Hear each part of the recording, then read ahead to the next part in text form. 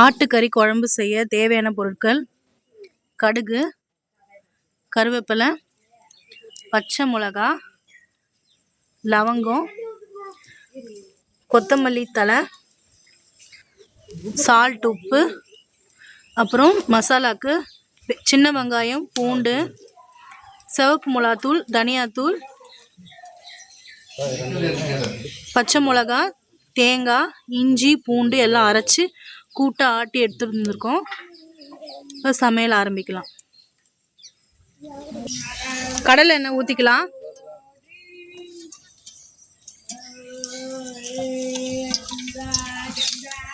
கடுகு, கருவேப்பிலை தழை போட்டுக்கலாம்.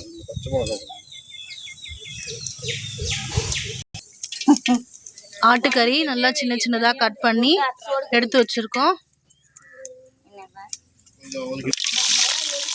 பச்சை மிளகா சேர்த்துக்கலாம்.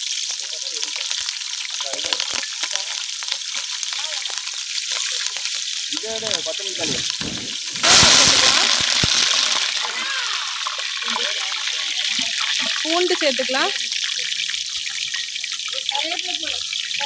போட்டாச்சு. கொத்தமல்லி தழை சேர்த்துக்கலாம்.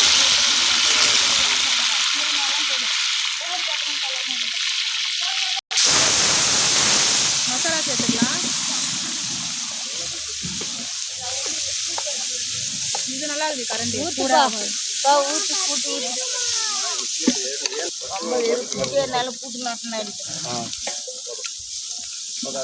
உப்பு போடுப்பா. உப்பு சும்மா காட்டுங்க. உப்பு போட்டுக்கலாம்.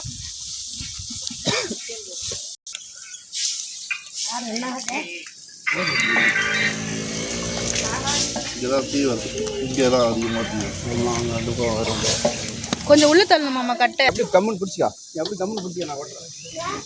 என்னத்தை கொட்டுறேன்? அது தூணு மாதிரி போடு. மற்றவங்க கட்டி கட்டியே போடாது. உடச்சி போட சொல்கிறேன். அது கட்டியே போட்டுனா கலர் இல்லை. விடு விடு விடு.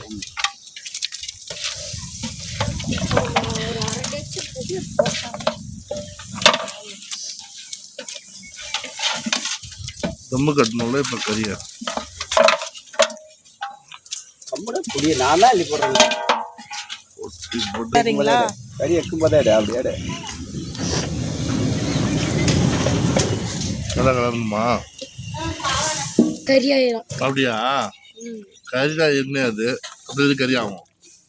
இந்த வேற உனக்கு கறி வேணுமா? கறி வேணுமா? 4 சொம்பு தண்ணி ஊற்றி கறியை வேக போடலாம்.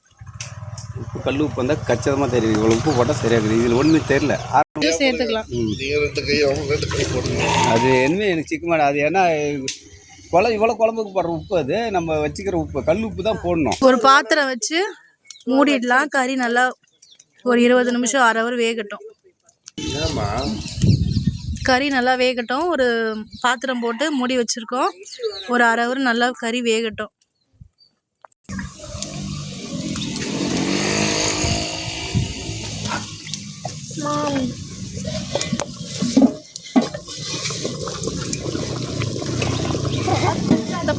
கிளாரும் பாரு ஓடும். அப்போ எடுத்துக்கலாம். கிளாரும் போதே ஓடும். கிளாரும் போது எப்படினாலும் கறி தெரியாது. இவ்வளவு தெரியல மாட்டேங்குது. எடுத்து காட்டுங்க.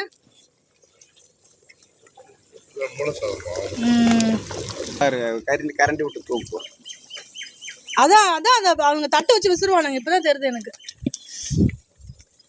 தட்டு வச்சு விசிறுவாங்க. ஒருத்தர் கலருவாங்க போல.